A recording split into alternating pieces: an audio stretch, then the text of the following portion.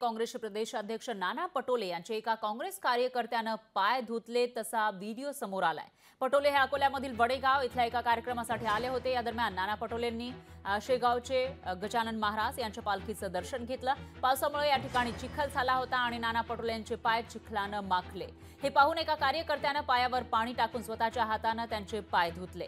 नंतर आता नवीन वादाला सुरुवात होण्याची चिन्ह दिसून येत आहेत, कारण नाना पटोले यांचे पाय या कार्यकर्त्यानं आपल्या हातानं धुतले।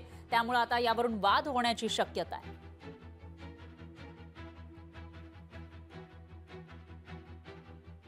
काँग्रेसचे प्रांताध्यक्ष श्री नाना पटोले साहेब यांचे पाय चिखलाने माखले होते।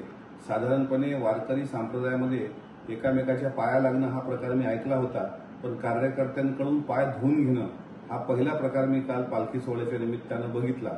ही अत्यंत संतापजनक घटना आहे। नेत्यांनी कार्यकर्त्यांकडून पाय धुवून घेणे, मला असं वाटतं हा लोकशाहीचा आणि त्या कार्यकर्त्याचा अपमान आहे। त्याच्यामुळे नाना पटोलेंनी स्वतःला संत समजू नये आणि विशेष म्हणजे कार्यकर्त्याला अगदी आपला नोकर समजू नये। आणि कार्यकर्त्यांनी सुद्धा लोकशाहीमध्ये कोणी मालक नसतो असं उन्मादाच्या भरात कुठलंही असं कृत्य करू नये। हा फक्त सत्तेची मस्ती होती का, हाही प्रश्न या निमित्तानं पटोले साहेबांना मी विचारतो। लोकसभेच्या यशानंतर नाना पटोले आहेत, त्यांचे कार्यकर्ते आहेत, त्यांचे पाय धुताना दिसते।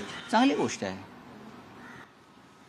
त्यांच्या कार्यकर्त्यांना असं वाटत असेल त्यांचे पाय धुवायला पाहिजे तर धुवू द्या।